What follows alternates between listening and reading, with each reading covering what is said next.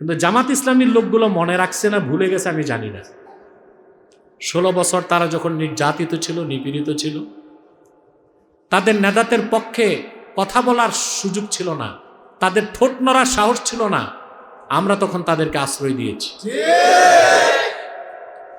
তাদেরকে অ্যাক্সেস দিয়েছি, তাদেরকে সুযোগ করে দিয়েছি। আজকে হয়তো বা তারা তা ভুলে গেছে, সেজন্য আমাকে কালার করতে চায় যে আমি কোনো একটা দলের পক্ষ নিছি না। আমি বলি নাই আপনারা বিএনপিকে ভোট দেন, এটা বলি নাই। আমি নির্বাচনের 2 দিন আগে আমার যে স্ট্যাটাস দেখছেন আপনারা, এই স্ট্যাটাস পর একদিন পর তারেক রহমান আমাকে ফোন দিয়েছে, কথা বলেছে, কৃতজ্ঞতা জানাইছে। আমি সেই পোস্টে এতটুকু বলছিলাম, এটা একটা আধ্যাত্মিক বিষয় ছিল যে বাংলাদেশে বিএনপি সরকার গঠন করতে যাচ্ছে আর তারেক রহমান প্রধানমন্ত্রী হবে। এটা একটা আধ্যাত্মিক বিষয়, রাজনৈতিক একদম না। সেখানে আমি ভোট দিতে বলি নাই বিএনপিকে ভোট দাও। জামাতের লোকজন গেছে খেপে যে আমার এই কথায় ভোটের হিসাব অনেকটা পাল্টায় গেছে। আরে ভাই, কে ক্ষমতায় যাবে কে যাবে না ফায়সালা তো হয় আসমানের উপর। চূড়ান্ত ফায়সালা কোথায়?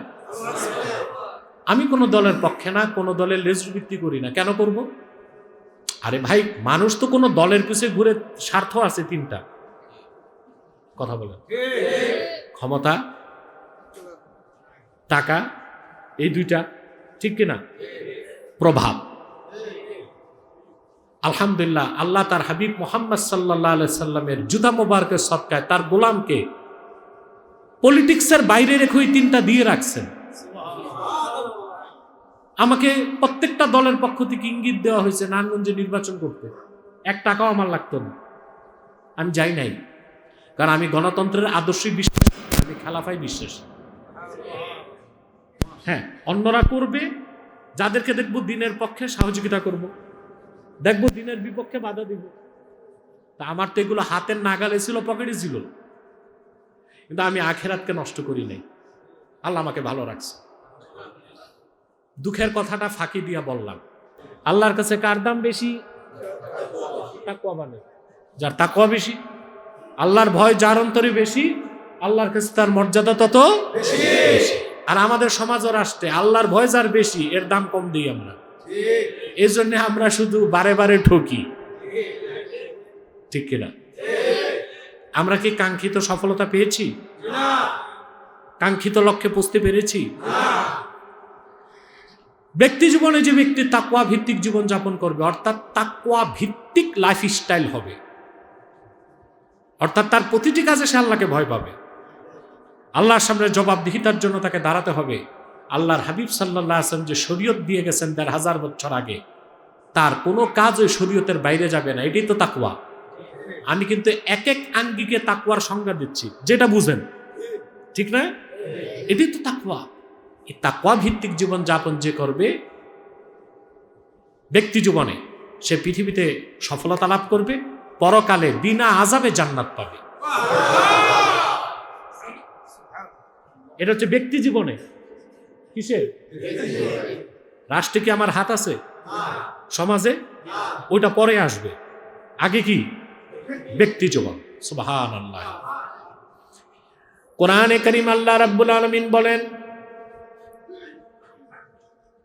মাসালুল জান্নাতিল্লাতী উইদাল মুত্তাকুনা তাজরি মিন তাহতিহাল আনহার উকুলুহা দাইমুন ওয়া যিল্লুহা তিলকা উকবাল্লাযীনা তাকাউ ওয়া উকবাল কাফিরিনান নার।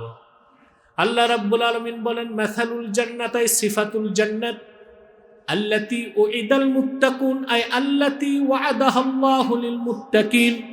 সেই জান্নাত, যেই জান্নাতের ওয়াদা আল্লাহ মুত্তাকিদেরকে করেছেন, তার বৈশিষ্ট্য হচ্ছে তার নিচ দিয়ে স্বচ্ছ পানির নহর প্রবাহিত। সেই জান্নাতের খাদ্যটাও চিরস্থায়ী, তার ছায়াটাও চিরস্থায়ী। আর সেই জান্নাত হচ্ছে মুত্তাকিদের ঘাঁটি।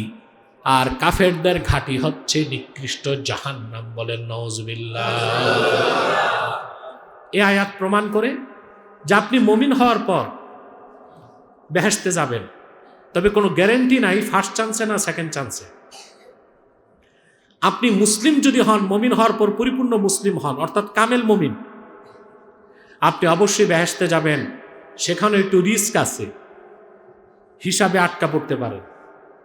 কিন্তু আপনি যদি মুমিন হয়ে, মুসলিম হয়ে, মুহসিন মুত্তাকি হয়ে যান, আল্লাহ রাব্বুল আলামিন আপনার জিম্মা নিজের হাতে নিবেন। এক সেকেন্ডের জন্য জাহান্নামে যাবেন না। হাসর ময়দানে উঠবেন, হিসাব দিবেন, বিদ্যুৎ গতিতে আল্লাহর জান্নাতে ঢুকে যাবেন। তো কি করতে হবে? আমাদের মুত্তাকি হইতে হবে। শুধু মুমিন মুসলিম হলে চলবে, পূর্ণ সফলতার জন্য মুহসিন হইতে হবে। এই মুহসিনেরই অপর নাম মুত্তাকি। সুবহানাল্লাহ। মুহসিনের আরেক নাম কি? মুত্তাকি। সুবহানাল্লাহ। অতএব এই ব্যক্তি জীবনে আপনি যদি তাকওয়া ভিত্তিক জীবন যাপন করেন, অবশ্যই আপনি আল্লাহর জান্নাতে যাবেন বিনা আযাবে। আর দুনিয়ায় আল্লাহ আপনাকে দুইটা গ্যারান্টি দিবেন। একটা হচ্ছে নিরাপত্তা, আরেকটা হচ্ছে নির্ভয়ে থাকার নিশ্চয়তা। সুবহানাল্লাহ। আপনার কোনো ভয় থাকবে না, আপনার কোনো চিন্তা থাকবে না। সুবহানাল্লাহ। কোরআনে কারিমে আল্লাহ রাব্বুল আলামিন বলেন, আলা ইন্না আউলিয়া আল্লাহি লা খাউফুন আলাইহিম ওয়া লা হুম ইয়াহজানুন। সাবধান, জেনে রেখো, নিশ্চয়ই যারা আল্লাহর ওয়ালি তাদের কোনো ভয় নাই, তাদের কোনো চিন্তা নাই। সুবহানাল্লাহ। তারা কারা? আল্লাযীনা আমানু ওয়া কানু ইয়াত্তাকুন। তারা যারা ঈমান এনে মুমিন হয়ে গেছে আর আল্লাহকে হৃদয় থেকে ভয় করে মুত্তাকি হয়ে গেছে। যারা মুমিন মুত্তাকি, আল্লাহকে ভয় পায়, তাদের কোনো ভয় নাই, তাদের কোনো চিন্তা নেই। এই জন্য রাসূলুল্লাহর আশিক উম্মত মৃত্যুকে ভয় পায় না, স্মরণ করে। মৃত্যুকে ভয় করে। আপনারা জানেন, অনেক নাস্তিক বুদ্ধিজীবী আমার সাথে ডিবেট করছে। আলহামদুলিল্লাহ, প্রত্যেকেই গো হারছে। আর আল্লাহ আমাদেরকে ভূমিদশ বিজয় দিয়েছেন প্রত্যেকটা ডিবেটে। অভিমান করে বলছি না, মনে করায় দিচ্ছি। এখন যারা সরকারি দলে, বিরোধী দলে, আমাদের শহীদুল্লাহ বলছেন, এটা ভালো লাগছে, তার মধ্যে কৃতজ্ঞতা বোধ আছে। তো শাহরিয়ার কবির যখন আমার কাছে হেরেছিল, পরাজিত হয়েছিল, শুনছেন না? শাহরিয়ার কবির মুরগি চোরা বলে যে, এই যে টাক মাথা, জেলে আছে, এখন জেলে আছে বোধহয়। তো সে পরাজিত হওয়ার পর ডিজিএফআই থেকে, এনএসআই থেকে, সবগুলো গোয়েন্দা সংস্থা থেকে আমাকে বলা হলো আমি যেন রাতে কোথাও না যাই, আমার চলাফেরা হবে দিনে। আর সবসময় আমাকে, তখন গুম বেড়ে গেছে, গুম 3টা গাড়ি যেন থাকে মাঝখানে, আমি সামনে একটা পিছে একটা। আচ্ছা বলেন, গোয়েন্দাদের এই রিকোয়েস্ট রাখতে গেলে ওয়াজ মাহফিল আর করা যাবে? বাংলাদেশের প্রত্যন্ত অঞ্চলগুলোতে আমি দিনে যাই, তারা ব্যবস্থা করতে পারে, হেলিকপ্টার নিয়ে যাই আমি, আমার সমস্যা হয় না। রাতের প্রোগ্রামগুলো শহর ভিত্তিক করি, কিন্তু মাঝে মধ্যে কিছু মহব্বতের মানুষ এসে ধরে, রাতেও আমাকে প্রত্যন্ত অঞ্চলে যেতে হয় এবং এখনো নৌকাতে উঠতে হয়। মোট কথা, আমরা সতর্কতা বজায় রাখি, কিন্তু বিশ্বাস করি হায়াত মত দোনোটাই আল্লাহর হাত। সেজন্য মুমিন মৃত্যুকে ভয় পায় না, স্মরণ করে। কাফের মুশরিক ভয় পায়। কথা বুঝেন নাই? আপনাদেরকে একটা গল্প শোনাই। আপনার 9/11-এর কথা শুনছিলেন? আমেরিকা 9/11 টুইন টাওয়ারকে ধ্বংস করা হয়েছিল। এটা 2001 সালে, 2001 সালের নভেম্বরের 9 তারিখ। এর জন্য বলা হয় 9/11। এখন এটা কারা হামলা করছে, কেন করছে আমি জানি না, তবে যারাই করছে ভালো করছে। আমেরিকার আগে একটা অহংকার ছিল, আটলান্টিকের ওপারে তারা আক্রান্ত হতে পারে না। 9/11 ঘটনা প্রমাণ করছে যে না, তারাও আক্রান্ত হতে পারে। সকালবেলা দুইটা প্লেনে কিছু পাইলট স্বেচ্ছায় টুইন টাওয়ার, আমেরিকার অহংকার, এই দুইটা ভবনে আঘাত করে দোনোটা ভবনকে মাটির সাথে মিশিয়ে দিচ্ছে। প্লেনগুলো জ্বলে গেছে, পাইলটরাও মরে গেছে। যারা মুসলিম অবশ্যই তারা শহীদ হয়েছে। প্রেসিডেন্ট ছিল তখন বুশ, জুনিয়র বুশ। ওর বাপ ছিল সিনিয়র বুশ, ও ছিল জুনিয়র বুশ।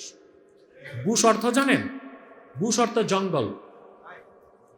বুশ অর্থ এই বেদিনরা এইরকম নামই রাখে, জঙ্গল, বিড়াল, শুয়োর, এইসব নামই রাখে। বিকন, জ্যাকসন, বুঝলেন নাই? টবি, এইসব নাম টামই রাখে ওরা। তো বুশ তখন প্লেনে নিউ ইয়র্ক থেকে সে যাচ্ছে কোনো একটা প্রদেশে স্কুলের প্রোগ্রামে। টুইন টাওয়ার মাটির সাথে মিশে গেছে। পেন্টাগন থেকে তাকে জানানো হলো, স্যার, আমেরিকা আক্রান্ত হয়েছে। বুশ ককপিট থেকে পাইলটকে ডেকে বলছে, কত উপরে আছে প্লেন? বলে, স্যার 26,000 ফিট। বলে, উপরে উঠাও। উঠাইস। কিছুক্ষণ পর ডেকে জিজ্ঞেস করে, আরেকটু উপরে উঠাও। কিছুক্ষণ পর বলে, আরেকটু উপরে উঠাও। পাইলট পরে বলল, স্যার 40,000 ফিট উপরে আছে, এর উপর উঠানোর আর কোনো সুযোগ নাই। চিন্তা করেন মৃত্যুকে কত ভয় পাইছে। শুধু বলে উপরে উঠাও। কিন্তু যে লোকগুলো আমেরিকার অহংকারকে ফুটো করে দিছে, তারা কিন্তু স্বেচ্ছায় জেনে বুঝে মৃত্যুকে আলিঙ্গন করছে। কিছু মানুষ মৃত্যুর সাথে পাঞ্জা লড়তে গেল, আর পৃথিবীর ক্ষমতাধর রাষ্ট্রের প্রেসিডেন্ট মৃত্যু থেকে পালানোর জন্য বলে উপরে উঠাও। তাহলে মুমিন মৃত্যুকে ভয় পায় না, স্মরণ করে। আর কাফের মুশরিক মৃত্যুকে ভয় পায়। আল্লাহ রাব্বুল আলামিন বলেন, এই উৎপাত শুরু করছো কেন তোমরা? বসো বসো, আর 5 মিনিট।